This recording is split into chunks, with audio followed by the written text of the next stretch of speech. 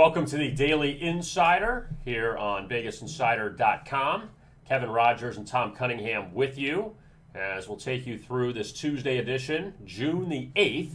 And we are looking forward to going over a lot of things for today's action, Tom. But before we get started, I want to remind you about the Daily Insider contest, which we have every single day here. Yep. And it's very easy to enter. Just put your Vegas Insider user ID and your best bet for the day in the comment section below, and you will be in the drawing for a week's worth of handicapper picks. And it is very simple to enter. If you do not have a Vegas Insider user ID, you can still enter in the contest. All you got to do is do one extra step, which is hit the register button, the big yellow register button. We made it yellow so you can see it. And free membership, click on that. Create a user ID and password. Tom Cunningham's already been taken, so don't use that as your user ID. No. But put all the information there you need. It's free, so you don't have to worry about paying anything.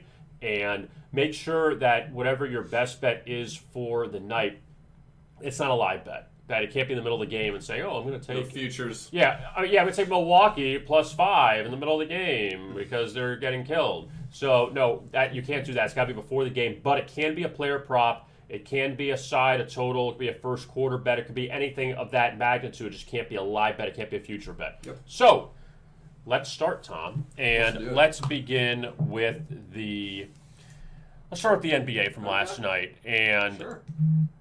let's start with what we saw between the Nets and the Bucks. And you know what's funny is, Tom, The score. well, besides the score being hilarious, is the fact that the sharp money, we call it sharp money, is on the Milwaukee Bucks last night. Yep. So let's look back at our line movement link while we go at it. Sharp does not mean smart in this particular case. All right, so let's see this. Yesterday, actually, let's go back to June 7th because that was yesterday. Brooklyn laying 1.5 in the morning. 1.5. 1. Milwaukee pick 'em. Milwaukee 1. Milwaukee Yeah, I close get laying that. 2.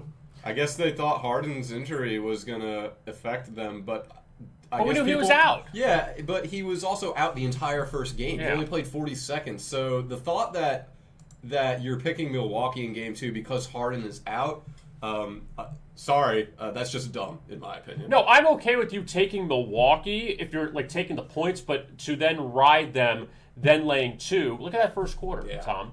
36-19. So you're down 17 out of the shoot. You're down 24 after 2. Yeah. Brooklyn got to 125. The funny thing is, I like the over in each of the first 2 games they didn't hit, but Brooklyn put up the points. They put up 125 in last night's game. Milwaukee's not helping. Yeah. They score 86 points, and they just can't get any shooting going, which is funny against a Brooklyn team that everyone said was terrible defensively. Yeah, that's what I find hilarious, too. And I also heard a lot of people saying Milwaukee's grit would slow down Brooklyn's offense. That has yet to happen.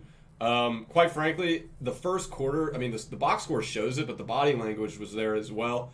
In particular, I mean, one person that stood out for me was Drew Holiday, just walking around the court, showing lethargic effort, almost just showing up and going through the motions. This Bucks team has absolutely no energy. The most energy I saw from them was in the fourth quarter when they put all the backups in. So this is going to be a tough series for Milwaukee to climb out of. I'm just happy I was able to get the Brooklyn Nets winning the NBA Finals at +220 when I did, as those odds have certainly gone down at this point. Yeah, and the Nets in good shape right now. And when you see Philly, we'll get to them in a second, down 1-0 to Atlanta. That Brooklyn's got a nice little road ahead of them. Giannis, 18 points, and he had dominated Brooklyn during the regular season. They were 8 of 27 from 3, which is an improvement from Game 1, which is terrible to say. But no Harden. Durant scores 32. Kyrie scored 22. And look, Brooklyn hit 21 free throws, or 21 threes. They took 7 free throws, 6 of 7 from the free throw line. 21 of 42 from downtown. That's going to win a lot of games. Blake Griffin, he only scored 7. He had 7 and 8. You weren't happy about that. You had a double-double prop? Yeah, he had the double-double for Blake Griffin was +450. At halftime, he went in with 6 boards and 7 points. And what did he end with, 8 boards and 7 points? So, that was a bit of a bad beat for the double-double on Blake Griffin. But the man still has it. This thought that he lost it, it needs to go away. I think a lot of people are mistaking Blake Griffin not having it anymore, for him just not caring when he was in Detroit. Right. Now he cares. He has effort. There's a championship in the near distant. He's a role guy. He doesn't have to carry the team. Right. And when he's in Detroit, he was more interested in making movies like the Mitchells vs. Machines, doing voiceovers. So now that he's with Brooklyn and he's got a chance to win a title, I expect to see the old Blake Griffin back. Yeah, and he's played well so far, and he understands his role. He knows what he is at this point, and Kevin Durant, Kyrie are going to carry the team. Exactly. So Brooklyn's up 2-0, going back to Milwaukee. Denver played well early against Phoenix, and then things kind of fell apart in the second half of the Nuggets, and the Suns won 122-105. So they easily cover the 5.5. Game goes over the total of 222. And we talked about, or at least I mentioned yesterday, Nikola Jokic is going to do. Mm-hmm. And it's about the other guys stepping up. Jokic only scores 22, so now you need the other guys really to step up. Michael Porter Jr., 15, okay. Aaron Gordon, 18. Yeah. But when you see the likes of Monty Morris, who was really good in the Portland series, go 1 of 10 for 2 points, that's not helpful. No. Austin Rivers struggled. Austin Rivers was 2 of 7. I mean, Paul Millsap's a shell of himself at this point. He's coming off the bench, too. Even your guy from Marquette, Marcus Howard. I mean, I think I averaged like 50, or he scored like a bunch of 50-point games in college. Like, he goes to the NBA, and he's just a guy at this point. But when you see the Suns, you had 4 starters score at least 20 points. DeAndre Ayton at 20. Yeah, he played well. Bridges with 23. Booker, 21. Chris Paul, 21. Even Jay Crowder, he's gotten a shot back a little bit. I mean, it's 3 of 9 from 3, but they didn't really get a lot of help from the bench, but when those guys are doing what they're doing, then the Suns should be all right in the series. Yeah, well, Chris Paul had, I think, 6 assists in the first half. DeAndre Ayton won the matchup against Nikola Jokic. They brought this up during the broadcast as well. When they were looking at the stats, DeAndre Ayton had a double-double. He had, 20 and 10, I think it was? Yeah. And Jokic had, 22 and 9? That's a win for DeAndre Ayton and the Phoenix Suns. You'll take that every single game. So, kudos for DeAndre Ayton, who also didn't really get his first rebound of the game until I think it was the second quarter. So overall, great effort from Phoenix. And if I'm Denver, you need better play. You brought it up, Kevin. Morris and or Rivers have to perform better. I think Austin Rivers went into halftime with 0 points. That can't happen if Denver wants to compete with the Phoenix Suns. And by the way, with DeAndre Ayton, so far he has 5 double-doubles in the playoffs. So nice. That's pretty impressive. People forget how great he was at Arizona. And is partially the reason Sean Miller's gone now, because he couldn't do anything with DeAndre Ayton, along with all the other scandals he had. But, DeAndre Ayton was a beast in college. He was a high draft pick for a reason. I think people forget about that. He was top pick of the draft. People forget about that, yeah. He's, so the Suns now, Devin Booker can only do so much. Chris Paul, obviously, that addition has been great for Phoenix, but DeAndre Ayton's got to do what he's done so far, and that's helped the Suns. Yeah. All right, so let's look ahead to tonight, and we got 2 games inside of the NBA. We only got 1 tomorrow. All right, Hawks and Sixers lead it off, and we saw how Atlanta was just completely unconscious in Game 1 in the first half. What did they drop? 72 in the 74. Too many. 74 in the first half on Philadelphia, and yet the Sixers still came back in this game. Atlanta held on for the win. But let's temper our expectations with the Hawks, just because Atlanta, as Tom can list, has had plenty of heartbreak. Yeah. But Trae Young with 35 in the game. Yeah. John Collins had 21. Bogdanovich had 5 threes. Yeah. Herter hit a couple threes. They were 20 of 47 from 3. Herter played well. Yeah, and he's a really good shooter. And then you look at Philadelphia. Joel Embiid. What can he do with a good knee? The guy had 39 points on. We don't know how much pain he's in right now. And he still had 39 points. But we talked about this a little yesterday, but really didn't get as much into it. The Ben Simmons thing.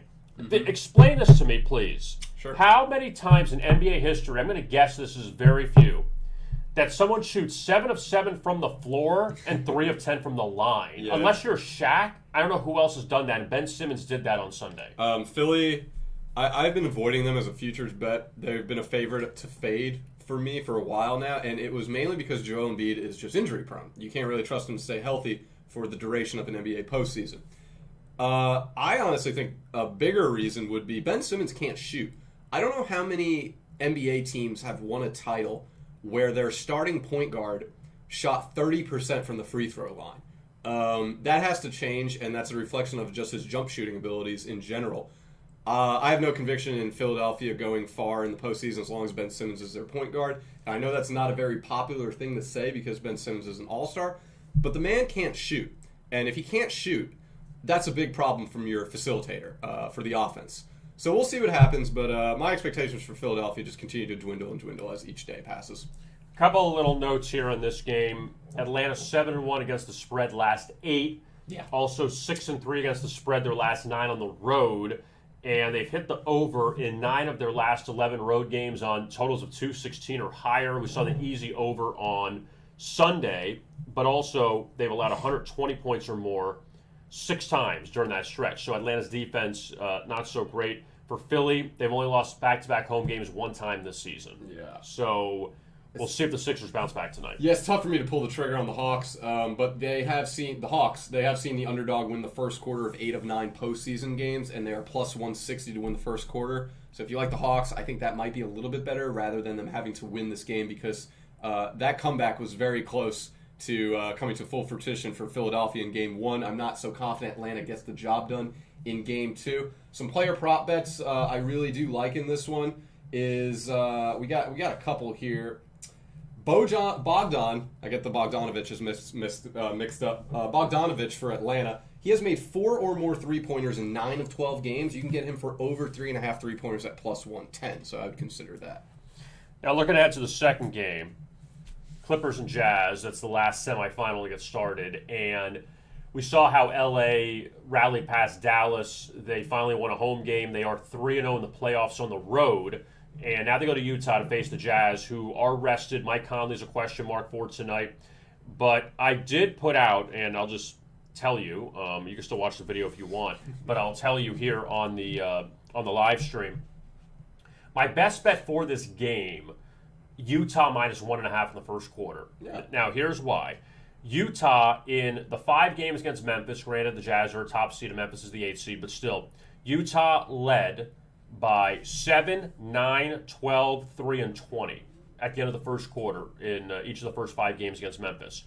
The Clippers, in 7 games against Dallas, trailed after the first quarter 6 times. Mm-hmm. They led after the first quarter in Game 4, 31-22, and that's it. And even in the other games, trailed by 3, 2, 3, 7, 2, and 3. So they were close. And I might say they were getting blown out. They didn't have slow starts, but also the Clippers didn't jump out to really good starts either in a lot of those games. So I do like Utah minus 1.5 in the first quarter. This should be a pretty good game.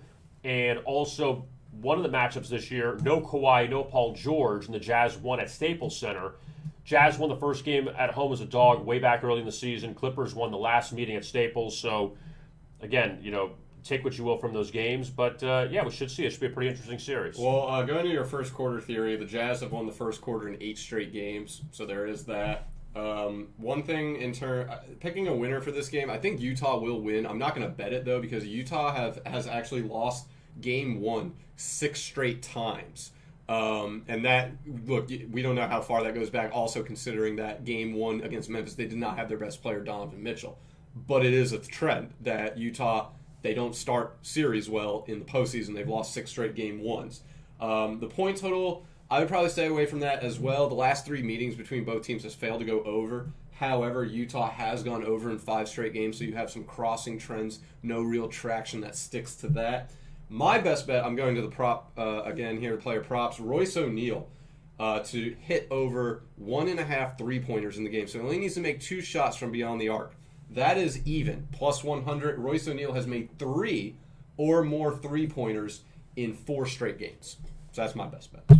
And then we have tomorrow Denver-Phoenix Game 2. That's the only game. And then Brooklyn-Milwaukee. They are coming up on Thursday. And then you have Clippers-Jazz. Obviously no line yet because they haven't played the first game. Right. So, but Milwaukee laying 4 in Game 3. Kind of interesting, them heading back home. So let's take a look at Major League Baseball. And quickly, you had just the 3 games from yesterday, so we could just scan through those pretty fast. Padres ended up beating the Cubs 9-4. They had a lot of low-scoring games at Wrigley last week, and the Padres were swept in that series. So good to see they bounce back and beat the Cubs. The Angels jumped on the Royals. Dylan Bundy finally won a start, and that one went easily over the total. The Marlins end up losing that rainout or the makeup game with the Red Sox 5-3. Your boy Nick Pivetta. Nick Pivetta, no relation to Dick Pivetta. And you know what the worst part is? I liked the Marlins when Pablo Lopez was going to start. Mm-hmm. But then the Marlins announced later in the day that Lopez was going to start against the Rockies tonight. So Zach Thompson, who actually didn't pitch that poorly, he went about 3 innings. But the problem is the Marlins had first and second right out of the chute, couldn't get a run in. They had other opportunities. They scored a run in the 4th, but then grounded to a double play. You had 12 hits and scored 3 runs. I mean, you got to produce a little bit more than that. So kind of a tough break there as far as the Red Sox coming off that Yankees series. And if they face someone like Pablo Lopez, who would have gone 6 innings, who knows how it would have changed. But the Marlins still got to produce some offense, and you can't score 3 runs against the Red Sox and expect to beat them. No, you can't. So let's look at today. And where are we going to begin? We'll begin at the top, like we always do. Dodgers and Pirates. I mean, talk about the haves and the have-nots. But Walker Buehler, a heavy favorite against JT Brubaker, who actually is a pretty decent pitcher for the Pirates. I mean, I hate the word decent. You know, it's like saying, "Oh, you're not that bad. You're that medium. You're not that ugly. You're okay." But the Pirates did come off a series victory over the Marlins. Take it for what it is. And the Dodgers off of a series loss to the Braves. So now we'll see what Walker Buehler does as a very heavy favorite on the road. Yeah, the Dodgers, they've won 10 straight games when facing Pittsburgh. But if you have any conviction in Los Angeles being a little bit lethargic coming off of the 2 losses to Atlanta, and then maybe a little conviction in Pittsburgh playing well, and now they're staying at home. They just played well at home against the Marlins, as Kevin said. Here's some things with the Pirates. They have led after 3 innings in 5 straight games when facing the NL West on a Tuesday. They've also won the first inning in 4 straight home games on a Tuesday. You can get both at plus 215 or higher. So there's some good value for Pittsburgh starting this game on the right track. I have no conviction in them winning. The Dodgers have won 10 straight against Pittsburgh, so I'm not going to bet the minus 190, 180 for LA. It's way too expensive. But there's some value for Pittsburgh starting this game strong. By the way, the Dodgers 6-1 to the over, and Walker Buehler's last 7 starts. So keep an eye on that. On the over, you said? On the over, yes. The Dodgers have also gone over in 10 of 11 when facing Pittsburgh. So you could see some runs there tonight. The Braves and the Phillies, I feel like they played like 100 times this season. Like I really feel like these teams have hooked up a lot. And I guess with that being said, they're not going to have many games left. And they played. This is their 4th series already. They've already played 9 games, these 2 teams. And the Phillies swept the first series in Philadelphia to start the season. Atlanta took 2 of 3 and then 2 of 3. So Atlanta has played better, but at home. And Philadelphia has played well at home again. So it's pretty much a home team series. And one of those losses by the Braves is on that disputed play at the plate in the Sunday night game. So that 7-6 win by the Phillies.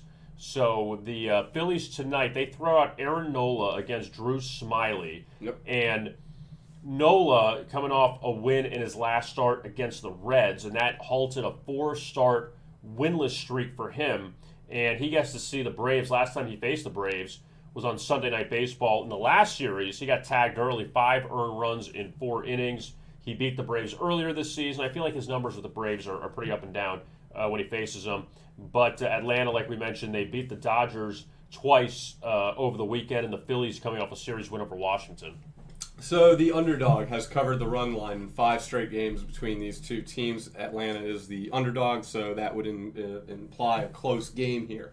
I like Atlanta first 3 innings. They've led in the first 3 innings in 3 straight games. You can get that market for plus 210. Some good value there. The first inning going under half a run, that has hit in 12 straight games for Philadelphia when facing the National League, and that's plus value, plus 105. So maybe go with Aaron Nola and Drew Smyly getting through the first inning without giving up a run. There's plus value for that. So we'll see. Milwaukee, Cincinnati, they meet up, and these 2 teams are pretty hot. The Brewers have won 9 of 10. They swept the Diamondbacks over the weekend. I mean, I'm going to give them a medal for that, but those are still wins.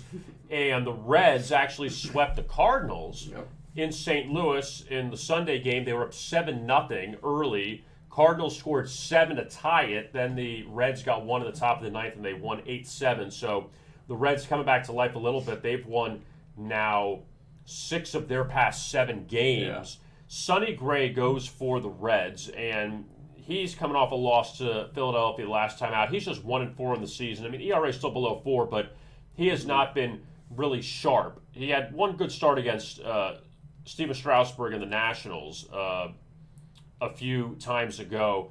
But for Milwaukee, Adrian Hauser goes, and it's tough because Milwaukee, we can now call it almost a three-headed monster. I mean, first it was Brandon Woodruff, then it was Corbin Burns. Now even Freddie Peralta's pitched really well for the Brewers. Playing well, yeah. So you have those three at the top, and then it's kind of with Brett Anderson, and then Adrian Hauser, who actually threw 5 innings of relief in his last time out and gave up just 1 run, so he wasn't even that bad against the Tigers. But he's actually been decent as a road underdog in his career, so maybe he's worth a look here. And the Reds, if you want to buy into them after the 4-game sweep of the Cardinals, you can do that. But I like Milwaukee in this spot. That Adrian Hauser also, Tom, last time he faced the Reds, he was favored on the road. Now you're getting him as a dog this time around against a better pitcher in Sonny Gray, but he also hasn't been sharp. Yeah, I almost think there's a hedging opportunity here if you wanted to take the Brewers to win this game as an underdog for plus value, but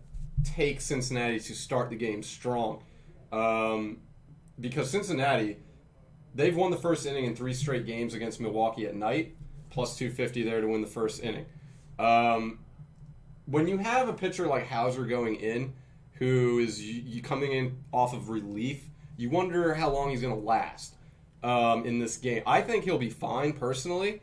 There are trends that are saying Milwaukee's probably not going to win this game, but I think with the value and the slightly more convicted roster, I would lean with Milwaukee winning this game. But if you are a little skittish on this, you can hedge it with the Reds starting the game strong, with winning the first inning or even winning the first 3 innings at plus 125. Cincinnati has led 3 innings in 5 straight divisional games when facing a team with a winning record in the division, which of course Milwaukee does have. So again, I think there's wiggle room here to hedge if you like Milwaukee winning, but you do have a little bit of conviction in Cincinnati playing well tonight. Rockies and Marlins, they meet up, the battle of the 93 expansion teams, and there's your little known fact there. Colorado, they had a really good, I guess they took 4 of 6 on their homestand. Well. I mean, they lost the first 2 to Oakland, won the finale against the A's, and now they go on the road where the Rockies are 4-22 away from Coors Field. Oof. So a little brutal for them. Marlins back at home after that long road trip in which they won only 1 game, that on Sunday against Pittsburgh, lost the game at Boston yesterday. They go with Pablo Lopez tonight after they skipped him yesterday, and he picked up a no decision his last start against Toronto. And Lopez is an interesting pitcher because his ERA is 2.82 and he's just 1-3 on the season. And even at home a couple times he hasn't gotten the run support. I guess that's kind of what you would say. I mean, 0, 3, 3, 2, but he's pitched well in those games. So could be an underlook, and also with the Rockies for as poor as they've been on the road. I don't know how you really have a lot of faith in them to score runs. Yeah, and the Rockies have actually gone under the run total in 4 straight games when facing the National League at night. Then you mentioned the struggles that Miami has hitting when Pablo's pitching, although Pablo's pitching well. So Pablo limits runs, Miami can't score runs. I think there's a lot of conviction in the under. Also, the under has hit in 3 or 4 meetings between these 2 teams. Just be mindful. I believe it's a low 7, 7.5. Just be mindful of that, but I have conviction in this game going under. Now, let me give you these numbers really quick. Rockies on the road and what they've scored recently. 4, 0, 0, 0, 2, 1, 3, 0, 1, 0, 0, 8, 0. So, and you're playing in a pitcher-friendly ballpark now in Miami. So yeah, Lopez has really good numbers as far as when he's at home. Let me just double-check this one. With Antonio Senzatella, no, I was wrong. I was going to say that his road numbers were better than his home numbers, but that is not accurate at all. So we'll scratch that one from the record. But still, I don't depend on I don't have faith in the Rockies' offense. Let's keep going. The last National League game of the night: Cubs and Padres. San Diego won the first game last night against Chicago, and now tonight, this line's a little odd to me, just because you don't have Yu Darvish going.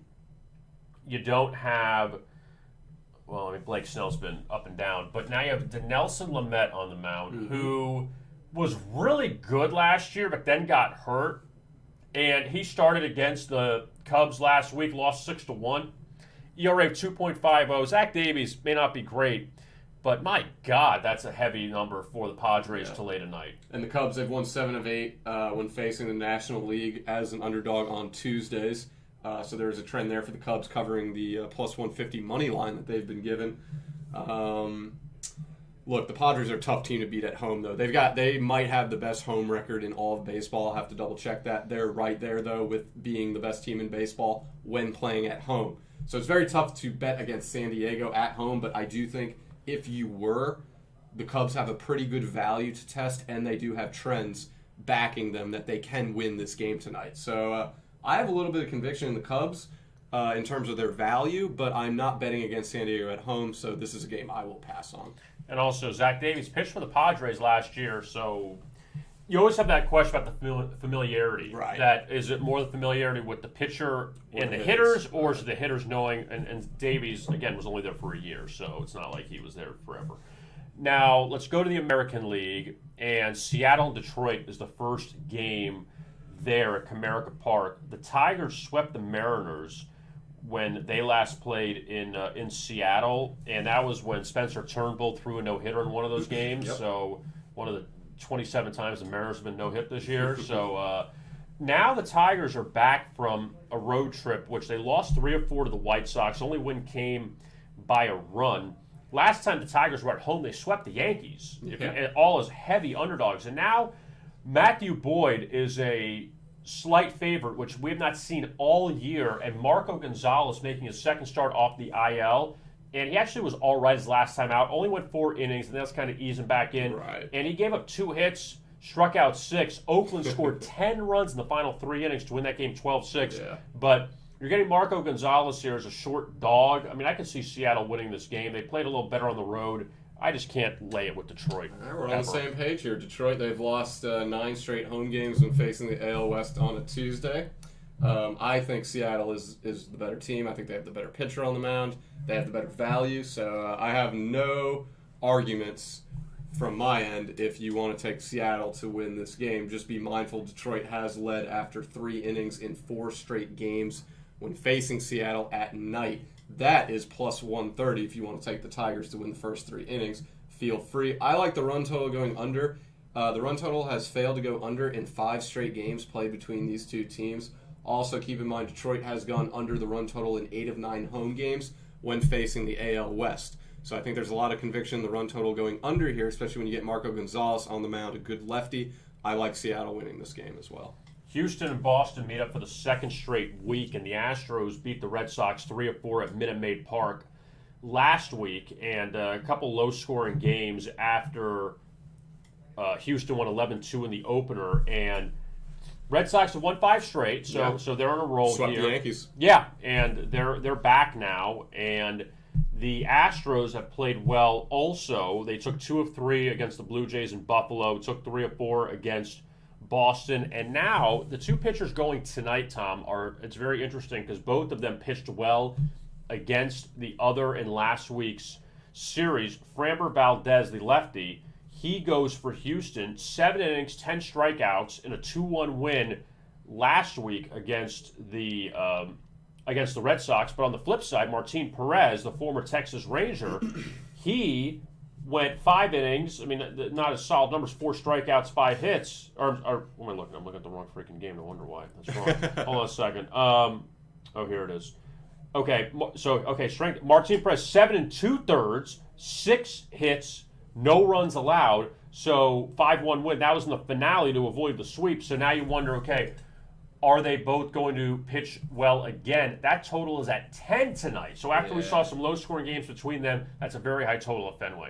Yeah, and the run total has gone under in 3 straight between these two teams and 4 of the last 5 as well. I also see that, the run total has gone under in 10 of 11 meetings between the Astros and the Red Sox. So there is conviction in the under with the high run total as well. These pitchers pitching well. Boston, they've won 9 straight games at night after winning the game prior. They are the underdog at plus value, so you could get them at the money line. The trends do support that bet. And then Boston, they've won the first inning in 3 of 4 games when they're playing at home as an underdog. You can get them to beat the Astros in the first inning at plus 310. So I think there's a couple different trends to look at in this one. Blue Jays and White Sox. That should be a pretty intriguing matchup. Yeah, that could be an Chicago. ALCS matchup, honestly. The way things have gone, and Chicago's been very good. It's all because of the tutelage of Tony La Russa. That's why he's the guy getting him over the top. The White Sox at 36-23, Toronto at 30-27, and the White Sox have been really good against left-handed pitching over the last few seasons. Yeah. But give you this number here: 7-1 to the under their last 8 against left-handed starters. So that number has gone down as far as they're not playing a lot of high-scoring games there. Yeah, and I'll pause you right there real quick. The run total has gone under in 4 or 5 meetings between these two teams. Also, keep in mind that the Chicago White Sox have gone under in 4 straight games when facing the AL East at night. There's a lot going on with the run total going under here. And also, Carlos Rodon goes for Chicago.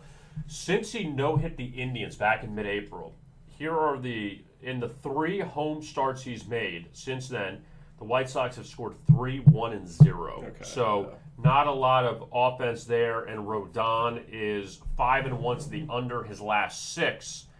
Went over his last time out against the Indians in an 8-6 victory, but also was a 7-inning game, so you had a low total of 6. I mean, granted, it went way over, but still. Right. But that was probably his worst start of the season. Robbie Ray goes for Toronto, and he actually...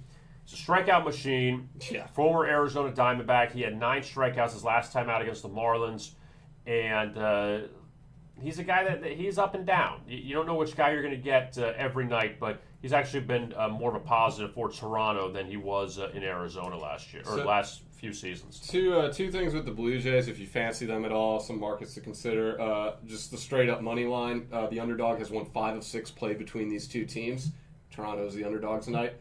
Toronto, they've also won the first inning in 5 of 6 games when playing in guaranteed rate field, which is in Chicago. So they've won the first... Comiskey. It's former Comiskey. They just That's changed right. the sponsor. But the Blue Jays, they've won the first inning in 5 of 6 night games there. And that is plus 325. So there are some markets if you like Toronto in this game. I like the run total going under. Yankees and Twins. This is really intriguing because... Yankees are short favorite on the road. They've lost 8 of 10 New York, which is nuts. They've been such a roller coaster ride this season, New York. Yep. Coming off the sweep at the hands of the Red Sox, now they go on the road to Minnesota. Jordan Montgomery has actually been pretty steady for the Yankees. They're 5-1 his last 6 starts, and he is a short favorite here tonight. And in fact, when you look at what he's done as a favorite on the road this year, lost twice to the Orioles, but also beat Tampa Bay, beat Cleveland, beat Tampa Bay. Yankees can be worth a look here tonight. Just to try to bounce back against Minnesota. Yeah, they've won 6 straight games when facing the AL Central at night after a loss. So they bounce back very well, prime time against this division. I have no conviction in the run total. Usually I'm all over New York going under. They're one of the best teams going under in all of MLB this year. However, the run total has gone over in 4 or 5 between these two teams. So if you like the value the run total is giving you to go over in this game, take it. I'm not going to because the Yankees go under so much this year, but these two teams go over when they go head-to-head. So if you have the courage and you have some house money, maybe take that plus value and go over the run total for this game. Going to Kevin's point with the Yankees, though, there is some markets with plus value that support the Yankees. The Yankees have led after 3 innings in 4 straight games against Minnesota. That's plus 135. The Yankees have won the first inning in 3 straight games when facing the AL Central on a Tuesday. That's plus 265. So there's a lot of different ways you could bet around the Yankees without having to pay minus value for the money line. But I like New York here. I'm not touching the run total. That's one I stay away from. The final American League games, the Royals and Angels in Anaheim. LA won last night, and Andrew Haney goes tonight. 1, 2, 3, 4, 5, 6. 7 consecutive overs for Andrew Haney. Wow. 7 in a row. Yeah. 11-5. Well, actually, he beat the Rangers last time out. And actually, I think that one, you know what? I'm going to correct myself. I believe it's 8 in a row. Wow. It was against the Giants his last time out. 8-1 and a 7 total. So he's been an over machine, Andrew Haney. So has the Angels. They've gone over 7 of 8 home games against the AL Central. And the Royals, they sent out Chris Bubich tonight, and he actually has been pretty solid for them.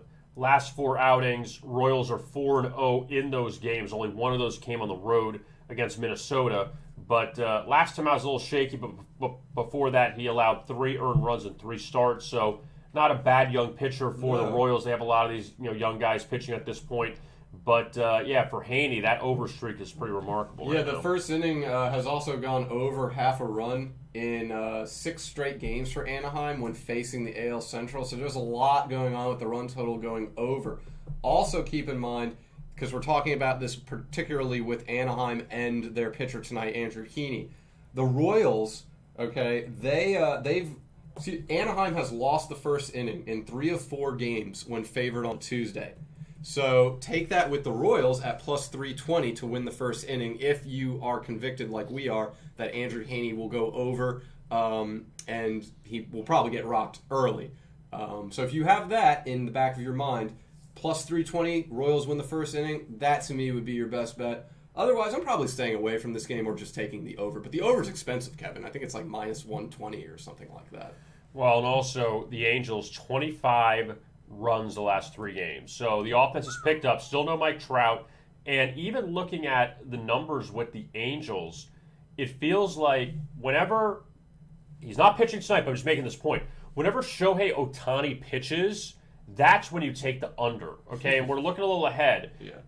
In his last few starts, listen to what the Angels have scored with Ohtani on the mound. If you go back 3, 1, 2, 1, 1, and before that 9. So that's a guy they give no run support to, but yet in the last few games that Ohtani has not pitched, 8, 5, 12, 2, 8, 1, 4, 4. So numbers are a little bit higher. And we see that with a lot of pitchers that there are even good pitchers that get lousy run support and not so great pitchers that get really good run support. So that's So for that game, that should be pretty interesting. Late night game. A lot of interleague tonight. Yeah. Mets and Orioles, second series they're playing this season. The Mets won the first 2 at Citi Field. They have a couple lefties, David Peterson and Bruce Zimmerman on the mound tonight.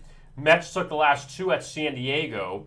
Baltimore actually has won 4 of 5, so we break up the Orioles right now, and Earl Weaver's arguing in his grave somewhere. But 18-5 in the last game for the Orioles against Cleveland, and they played a little better. Got to give them that. But Bruce Zimmerman, the thing I don't like about him tonight, last start, 7 strikeouts, 5 1/3, pitched well. This is what I don't like, is that pitched well. Now can he do it again? Orioles have not won back-to-back starts made by Zimmerman, and in his 3 wins this season, plus 150, plus 145, plus 150. So now you're getting him as a short dog. Yeah. I don't really like it. No, I don't either. Baltimore, they've lost 8 straight home games against the National League after winning at home the game prior.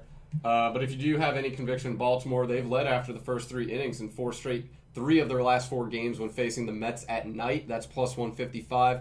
I don't like those odds, though. I would want something a little bit more substantial if I'm taking Baltimore to win the first 3 innings. Quite frankly, I think this is one you stay away from or just go with the Mets. They are the better team. They should win this game. No excuses. Also, Baltimore, 6-13 against lefties this season, 2-7 in home openers, 0-4 after scoring 9 or more runs. Yeah. So meet the Mets. Yeah. The Nationals and the Rays, that's an FS1 game tonight in Tampa or in St. Pete. And you have Tyler Glasnow going for the Rays. He's a heavy favorite. John Lester goes for Washington. Yeah. And the Nationals, they have lost 3 of 4. Lester actually is coming off a win his last start against the Braves. Well, no decision, but Washington won the game. He's been up and down, John Lester. So far, he's had 4 starts of allowing 1 earned run or less, but also 2 starts of allowing 5 and 6 earned runs. So you kind of wonder which John Lester you're going to get. And we know he's not the same guy he was with the Red Sox or the Cubs, but or for the A's for that half a minute a few years ago. But Tampa Bay with Tyler Glasnow going, they took the last 2 at Texas. He's been remarkable this year, over 100 strikeouts already. Lost his last start to the Yankees, but Tampa Bay, though, still they got a good shot to win whenever Tyler Glasnow takes the mound. But at home, his last 4 or 5 starts have gone under all low-scoring games. Looking through the odds, there is absolutely no value in this game whatsoever. Now, I look at the run total. If you have to bet on this game, I might go there. The run total has gone under in 5 straight meetings played between both teams. Washington is the number 1 team in baseball in terms of going under. My only concern is that Tampa Bay is 4th in MLB for going over and not under. So, to me, there's not enough traction on the trends. There is absolutely no value unless you're going to take Washington straight up, which I don't recommend. So, this is a game I pass on. And also, the Rays 6-3 to the over in Tyler Glasnow's last 9 starts. Yeah. And if you go back to even Sunday for Tampa Bay, that game at Texas, that was a 1-0 game going to the 8th. And Tampa Bay scored 7 runs in the last 2 innings to push the 8. So, the Rays offense, again, so hit or miss that they can bust out in any game. Other times they just disappear. It seems to be a rain it pours with the Rays. It's kind of like the Sacramento Kings. It's like they win 8 in a row, then they'll lose 4 in a row, then they'll win 10 in a row, then they'll lose 5 in a row. It's just, got to catch them while they're hot. The Giants and Rangers, this is a World Series rematch from about a decade ago, and San Francisco at 37-22. Texas comes in at 23-38. Rangers are 1 below 500 at home this year. They've been terrible on the road, and Texas, they lost the last 2 to Tampa Bay. The Rangers 7-3 this season at home against left-handed pitchers, and they face Alex Wood tonight. And the Rangers, just throw this one out to you, Tom. They beat the Rays as a home dog. I'm going back to home openers for the Rangers recently. They're good home dogs. Yeah. Tampa Bay, they beat them 5-4 as a dog. They beat Houston 7-5 as a dog. That was a walk-off homer. They had an extra innings. They beat the Yankees 5-2 against Garrett Cole. Yep. I remember that game. They beat the Red Sox as a home dog. So the last 4 opportunities as a home dog for Texas, they've been good and they've won those games. So keep an eye on that. And also, the last time that the Rangers faced the Giants out in San Francisco, Alex Wood actually shut down the Rangers in a 3-1 win. So now you wonder if he could do it again. And Jordan Lyles, who went for Texas in the second game of that series, he pitched well, but they lost 4-2. So a couple low-scoring games in their first series. Yeah, and the teams you rattled off that Texas has beaten at home, none of them are in the NL West. There seems to be a struggle Texas has with this division. They've actually lost 12 straight games when facing the NL West.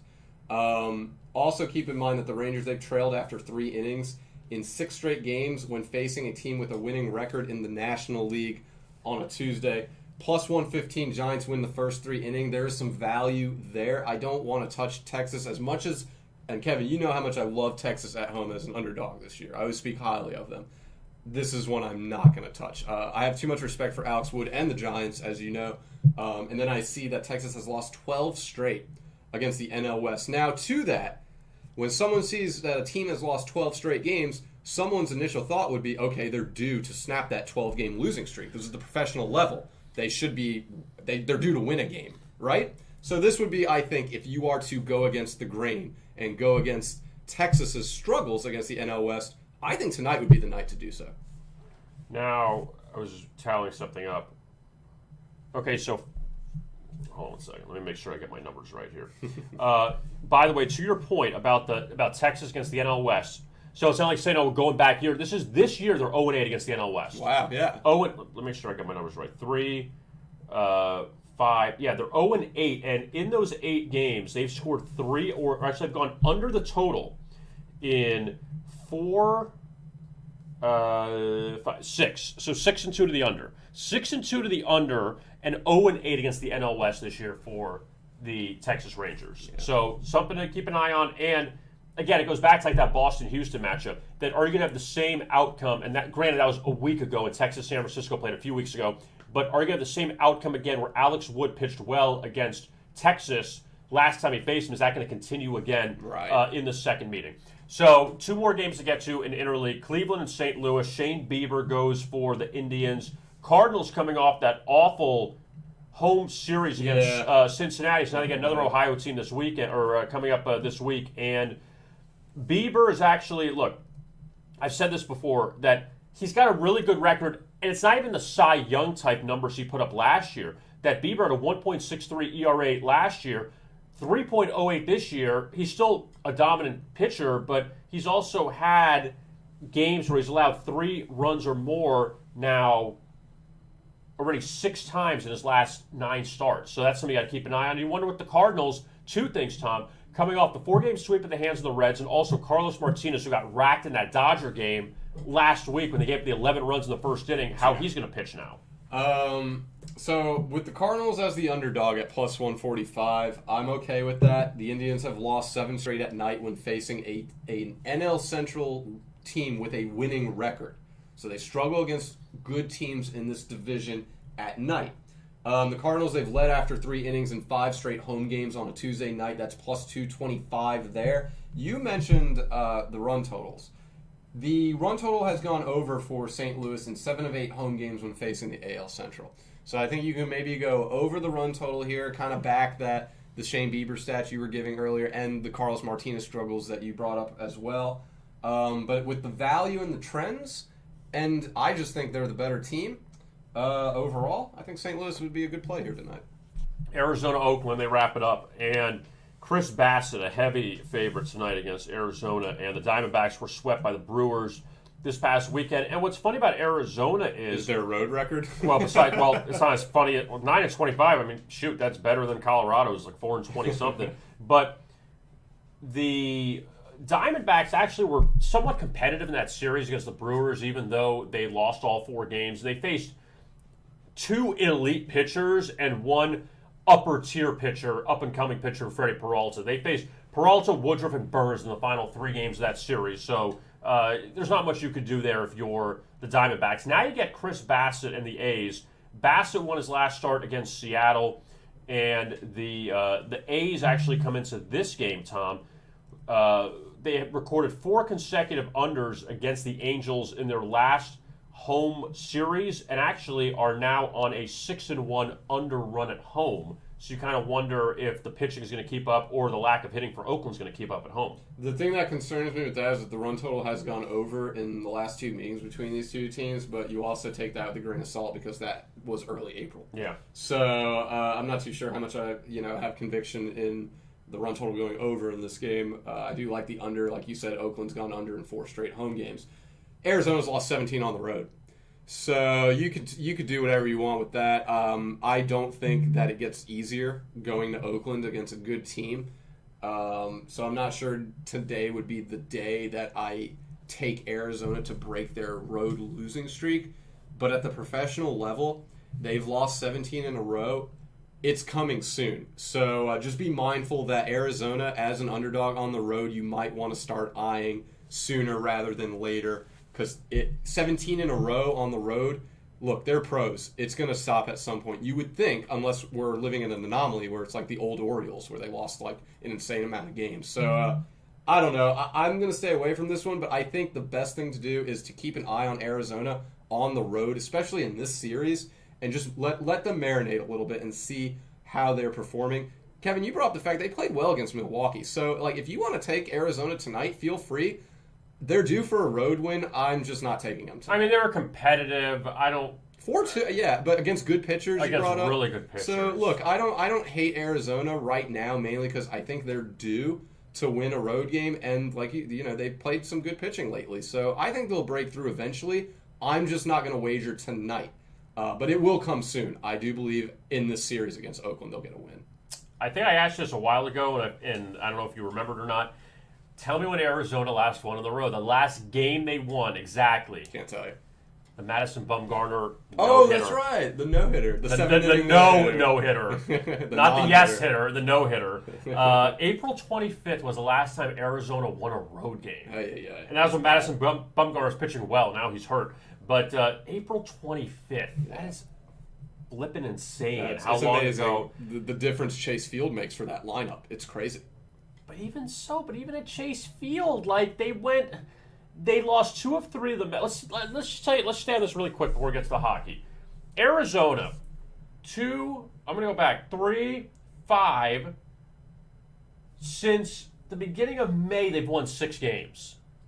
Since the beginning of May, and we're already a little over a week into June. Mid-June, yeah. 6 games, and in that span, you know how many they won at home? Well, obviously, they won all 6 at home because they were 0 for the road since April. But they're not even like playing that great anyway, even at home. It's not like saying Colorado actually is decent at home and terrible on the road. Arizona's not even good at home and bad on the road. They're bad on the road and bad at home. It's like they have no chance on the road and they have a slim chance at home. They were okay for a bit to start the season. They're 20-41. Like, I mean, shoot. I mean, your season just goes down that fast. Yeah, all right, let's 17 on the road. Yeah, 17 straight. That's insane. Yeah, that's tough to do. There's gonna be some terrible nights in the hotel. So let's look back, or let's look at NHL and the 2 games last night. We can say goodbye to the Winnipeg Jets. Who's more pissed? I'm gonna ask you this question, Tom. Yeah. Who is more pissed right now, the Maple Leafs or the Oilers? Oh, the Maple Leafs. Without a doubt. They're always angry. They just stay angry. It's like a Hulk. They just stay a certain mood. Well, you haven't won a Stanley Cup since the late 60s, so yes, that is true. But Toronto was up 3-1 in Montreal. They had them dead to rights, and they ended up losing that series. You're Edmonton, though, and you see, oh, wow, we lost to Winnipeg, and then you're like, damn, we could have probably beaten Montreal if we'd have just played a little better. But Carey Price right now is playing on a whole nother... He's playing like his Olympic self right now. I don't know who's going to get by him at this point. It's going to probably take all of Colorado's skaters to get by Carey Price. Assuming it's Colorado. Correct. It may not be, depending on what happens with Vegas. But with... that game's tonight. Yes. With Montreal, though... They end up knocking out Winnipeg.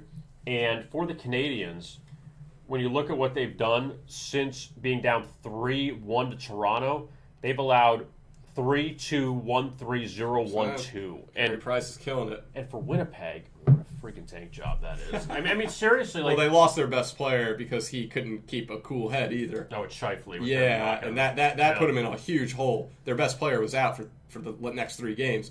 But that's on Scheifele. Right. That's on no one but him. There was no need for that hit. And he put his team in a hole because of that. So Montreal moves on. They'll wait and see who they play. It's going to be either Vegas or Colorado. The Islanders, you got to give the Islanders and Barry Trotz credit. Trotz. You know, he does it. He goes from Washington to New York and doesn't have Ovechkin, doesn't have some of the other talent that he has, but still a pretty gritty team. Islanders' second straight round that they're tied at 2. They go on the road and win Game 5. They did it at Pittsburgh in the last round, at Boston last night. So 5-4, the Islanders, when they've had a couple of high-scoring games in that series. So now New York goes home up 3-2. Yeah, they've had Anthony Beauvillier and Kyle Palmieri have been playing out of their minds this postseason for them. So let's look at the NHL for tonight, and you got the 2 games, Tampa Bay and Carolina. Close out. See if the Lightning can finish it off. And they had a 6-4 win in Game 4. You had the high-scoring second period. And now Tampa Bay, if they could finish the job there, they'll be in the Final Four once again. And Vegas, Colorado's a late game. Home team 4-0 so far in the series. Any numbers you have for these games? Well, the Lightning have won 4 of 5. I mean, that's not much of a trend. The Hurricanes have failed to cover the puck line in 7 of 8. That would indicate that the Tampa Bay Lightning win by 2 goals, which you can get for plus 215. I think that's very substantial. Trocheck is out for Carolina still, so they're missing some offensive pieces there. If we want to go to the goal scoring prop betting, we have Braden Point. He scored a goal in 4 or 5 games. You can get him at plus 185. Other than that, I honestly, this to me is a stay away game because of the closeout situation. Carolina at home, they play very well with their backs against the wall. Carolina, so I'm skeptical to bet against them. If I am though, take Tampa Bay with the minus 1.5. Anything on Vegas and Colorado? Yeah, so Vegas, Colorado. I mean, Brandon Saad has been a goal-scoring machine this postseason. You want to bet around him to score a goal, feel free. I mean, you could throw darts at Colorado skaters at this point. You'll hit one between him, Mikko Rantanen, and Nathan McKinnon. Any of those 3, I think, are fine to take.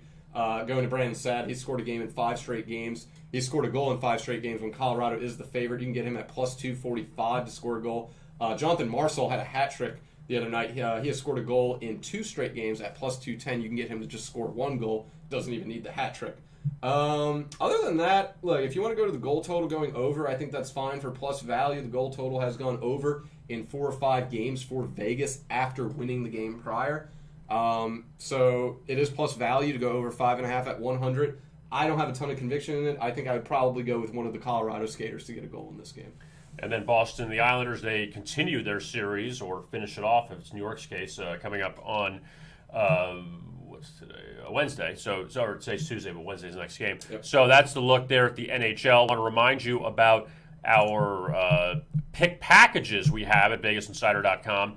NBA, Major League Baseball, NHL, WNBA, and you can check out our daily expert picks for today, $29.95 per handicapper and $39.95 for the guaranteed pick, which is one selection, the best pick of the night for our handicappers, and pay after it wins. If it's a winner, you pay, but if it's a loser, you pay nothing. So simple as that, and you can buy for NBA, Major League Baseball, NHL, and the WNBA. Now, what do you got, Tom? Or nothing? Nothing. We got, French Open still going on. Not much really else. We got Euros coming Talk up about Friday. the Euros. That you got all the stuff with the Euros. Well, we found out Brazil's not in Europe today. Don't. But, no, the Euros are coming up Friday. We looked at a map. We found that out. And we have so much content. We have player props picks. We have group betting, how to bet each group, how to bet the entire tournament as a whole. It's insanely robust, so make sure you go on there. Toby Maxtone-Smith, excellent job breaking down every single market for this huge event that's going to be taking place throughout the month of June and a little bit into July. This is basically a mini World Cup involving the European nations, so it should be a lot of fun. We've got everything you need, though, to help you prepare wagering for this big event coming up. Euro 2020, you see it here on this top row, and you got all of these. It's a lot. Everything. Yeah. So well prepared. Yes, you'll be all set for that if you are into the soccer. Also, we have free picks. Kevin Davis today has a couple of free picks for baseball, as well as some WNBA best bets as well, and break down all the playoff games this evening. Also, some UFC coming up. Big pay-per-view this weekend. Yeah. Yeah. So we got all that, and again, want to remind you about the Daily Insider contest. That if you want to win some handicapper picks for free, you enter into our daily contest and you put your Vegas Insider user ID along with your best bet for the night. It cannot be a live bet, cannot be a future bet. It's got to be before the game, but it can be a player prop bet, it can be a first quarter bet, it can be a side. No, yeah, believe me, we're keeping an eye on it, so we'll get you. But put your user ID from VegasInsider.com along with your best bet. You'll be in the drawing for a week's worth of handicapper picks, which is $100. Which is a $100 value, and you get that for free. If you do not have a user ID at Vegas Insider, that's fine. Go to the big yellow register button in the upper right-hand corner. Free membership. Register now. Click on that. Create an ID, a password. Put in your email address so we get in contact with you. And first and last name, all that stuff. And all for free, so you don't have to worry about paying anything. So that's what we got. And that's it for today. That's it. So we appreciate you watching. He's Tom Cunningham. I am Kevin Rogers. And Tom, what do we